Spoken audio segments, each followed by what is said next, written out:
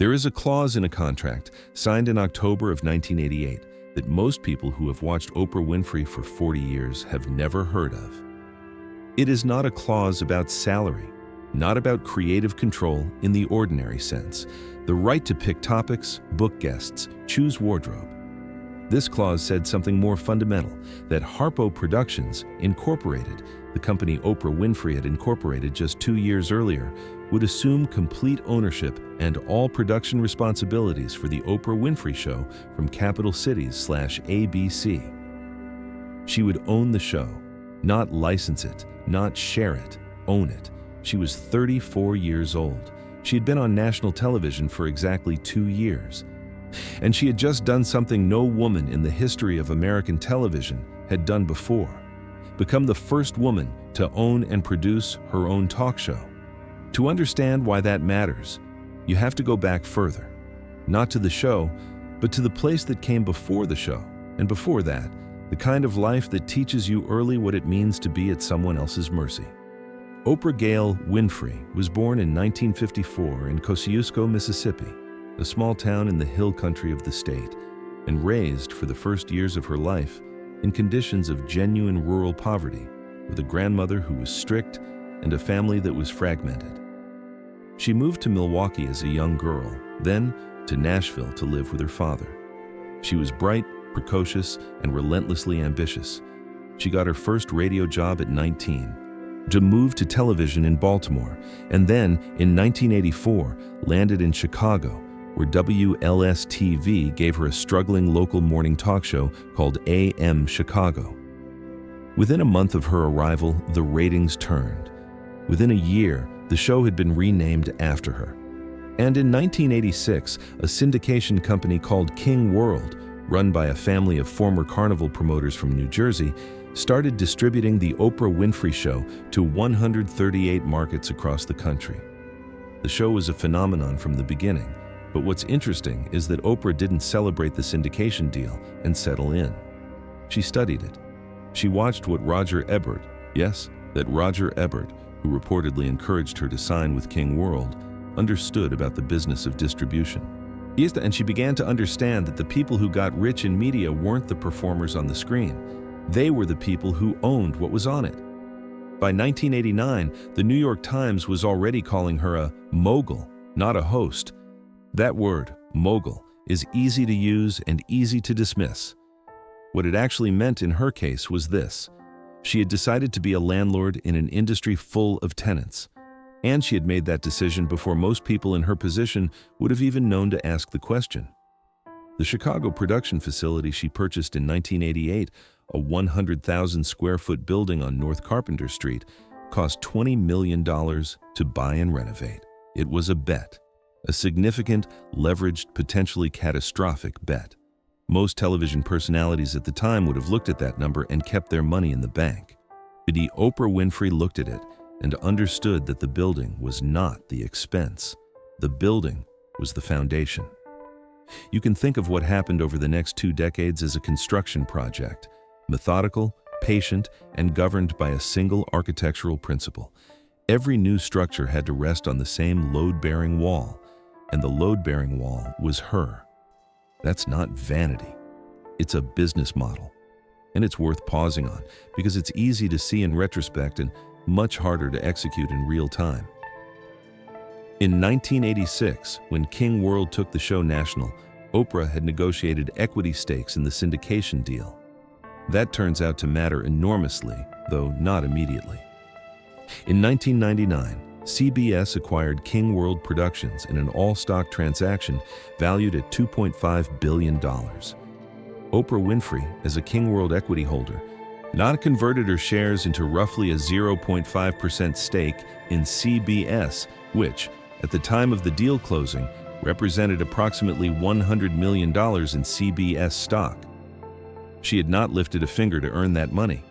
She had done it 13 years earlier when she signed the right deal. That same instinct, sign the right deal now, collect the right asset later, governed everything that followed. Harpo Films, the production arm, began developing feature projects. Then came the magazine. Oh, The Oprah magazine launched in April of 2000, in the middle of the dot-com bubble, when most media observers were convinced that print was already dying. By its second year, the magazine had achieved what the publishing industry described as the most successful launch in its history, which, in a business not given to superlatives, is worth noting. Think about what 2000 felt like if you were the audience for that magazine. The country had just made it through Y2K without catastrophe. The stock market was starting to wobble, and here was a publication that felt, for its readers, like a monthly conversation with a woman they had been watching in their living rooms since 1986. The magazine didn't sell because of its paper stock or its production values. It sold because the audience had already decided they trusted the person whose name was on the cover. Then came Oprah Radio on XM Satellite, which launched in 2006. A channel, 24 hours, entirely aligned with her programming sensibility. The audience for it was largely the same audience who had been watching the show. Women who were now in their 40s and 50s, who had grown up with Oprah in their mornings, and who were now finding her in their cars on the commute. The Weight Watchers investment, which came in October of 2015, is the most instructive single transaction in understanding how her empire works.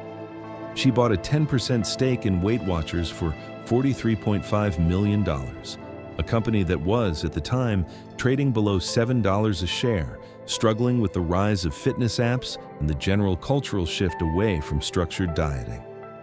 She took a seat on the board, and she did something that had nothing to do with management consulting or operational restructuring. She said, publicly and simply, that she had joined Weight Watchers because she was on it. The stock doubled in a single trading session the day she made that announcement. By 2017, the stock had climbed more than 674% from her entry price.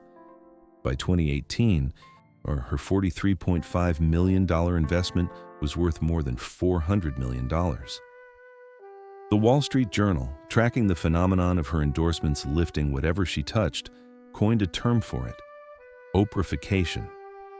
The word is slightly reductive, but the underlying observation is correct. What Oprah had done with Weight Watchers was not endorse a company. She had become the thesis of the company, the embodiment of the problem it was trying to solve, and therefore the proof of its relevance. That is a fundamentally different relationship between a celebrity and a brand. It is not a transaction, it is a merger of narratives. By the time OWN, the Oprah Winfrey Network, launched on January 1, 2011, she had spent 25 years building a portfolio in which each asset reinforced the others. The network was the capstone, the place where everything converged: the film production, the magazine sensibility, the talk format she had perfected, the therapeutic and aspirational register of her public persona. She ended the daily talk show on May 25, 2011, after 25 years, and the announcement of its finale had drawn more media coverage than the ending of most presidencies. What she had constructed, asset by asset, was something the financial world has a clean word for: a diversified media holding company. What made it unusual, and what the financial world is slightly less equipped to describe, is that the diversification wasn't geographic or sectoral in the conventional sense. It was emotional. Every asset lived inside the same relationship between one woman and her audience. Yes, here is what the architecture looks like when one of the walls starts to give. OWN launched January 1st, 2011, with enormous expectations and what turned out to be a nearly impossible mandate to expand a personality into a 24-hour cable network. The early programming was eclectic in a way that felt unmoored: lifestyle content, self-help documentaries, talk formats that felt like shadows of the original. The ratings were poor, the reviews were worse.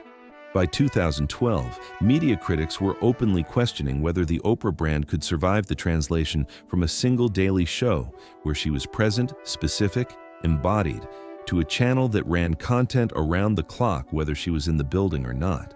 She moved, physically. She closed Harpo's Chicago studio in 2015 and relocated operations to Los Angeles, closer to the network's production infrastructure and to the talent relationships she needed to rebuild the programming slate. The Harpo building on North Carpenter Street, The one she had bought in 1988 for $20 million, the physical anchor of her empire for 27 years, went dark. There is something quietly interesting about that moment. The building that had represented her ownership, her refusal to be a tenant, her declaration that this enterprise belonged to her. She walked away from it when the strategic logic changed. She didn't hold on to it for sentimental reasons. She held on until it stopped serving the next move, and then she let it go. The pivot that stabilized OWN came through a partnership with Tyler Perry, formalized in 2012. Perry brought scripted drama, something OWN had been notably short on, and with it, an audience that was passionate, loyal, and underserved by the rest of cable television. The network found its footing. Not as the all-encompassing Oprah experience the launch had promised, but as something more specific and arguably more sustainable. A home for Black American dramatic storytelling. Discovery Communications had already taken a stake in OWN as part of a co-ownership structure that dated to the network's founding. By 2017, Discovery acquired an additional 24.5% of the network. Then, in 2020, they acquired another 20.5%. By the end of that transaction, Harpo retained 5% of OWN, 5%, down from 100. The easy read on that number is retreat, a great empire, scaled back. But look at what actually happened. Oprah took a network that had nearly failed, stabilized it, grew it, beat us, and then sold down her position at or near the top of its value, netting over $36 million in the final 2020 transaction alone, on top of everything that came before. She kept 5% as a symbolic position, not enough to burden her with operational responsibility, just enough to maintain a continuing relationship with what she had built. The Apple deal, announced in June of 2018, followed a similar logic. Apple was launching its streaming service and needed credibility with exactly the audience Oprah had spent 30 years cultivating. She signed a multi-year content deal. The terms were never disclosed, but the number reportedly in circulation was substantial. She produced documentaries, book club content, and the acclaimed series, The Me You Can't See. Then, in September 2022, the deal ended. Apple did not renew. From the outside, it reads as Apple moving on. But what's worth noting is that Oprah had, by then, already produced the content she wanted to produce, taken the money she had negotiated, and exited with her brand intact. The streaming wars had begun to consolidate. Apple TV Plus was deepening its relationships with established showrunners. The configuration had changed. She recognized it and didn't wait to be managed out. That is a specific kind of intelligence, the ability to understand when you are inside a favorable deal and when you are not, and to act on that understanding before the other party does. There is a question that hangs over every personality-driven business empire, and it is the one question that Oprah has spent the last decade beginning to answer. What happens when the personality steps back? She has no biological heirs. The succession question that haunts traditional dynasty narratives, the Murdochs, the Redstones, the Waltons, simply does not apply here in the same way. What she has instead is a set of deliberate structural choices that suggest she's been thinking about this problem for longer than most observers have. Her estate is structured through trusts, a legal architecture designed to govern the distribution of her assets and the continuation of her philanthropic work without requiring a family member to serve as the primary steward. The Oprah Winfrey Leadership Academy for Girls, which she opened in Henley-on-Klip, South Africa in 2007, has become one of the most carefully tended institutions in her portfolio. Not a donor relationship, but a continuing personal investment in the most literal sense. She has donated more than $400 million to charitable causes over her lifetime. The color purple is worth dwelling on for a moment. In 1985, Oprah Winfrey appeared in Steven Spielberg's film adaptation of Alice Walker's novel, her acting debut, a performance that earned her an Academy Award nomination and a role she has spoken about as transformative. In 2023, almost 40 years later, Harpo Productions produced the new musical film adaptation of the same story. She was not the lead. She was the producer, the person who decided it would be made, who held the rights, who brought it into existence. That is not nostalgia. That is stewardship. The same story carried forward by the same institution across 4 decades. Her real estate holdings, more than $100 million in property, not including the 70-acre Montecito estate she calls the Promised Land, and extensive acreage on Maui, represent a different kind of permanence, not corporate, not institutional, physical, land. Forbes estimated her net worth at approximately $3.2 billion as of late 2025. The empire has no obvious single successor and no plans to go public. It is privately held, deliberately structured, and organized not around the logic of perpetual growth, but around the logic of perpetual relevance.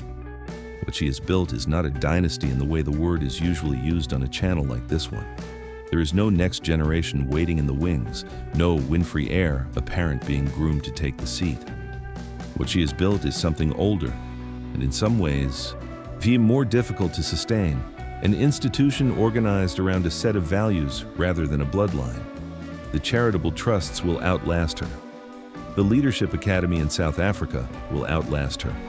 The cultural imprint of her magazine, her network, her film productions, those will outlast her in ways that are harder to quantify, but no less real. She started with a clause in a contract. The clause said, "This belongs to me." 40 years later, she is working out what to do with everything that clause made possible. Not for a family, not for shareholders, but for a set of choices that will continue to operate in the world long after she is no longer present to make them. There is a photograph that circulated after the Harpo Chicago studio closed in 2015. The building on North Carpenter Street, empty, windows dark, and with the logo still on the facade, the place where she had built the thing, brick by brick and clause by clause, standing quiet. She had already moved on. What remained was the work.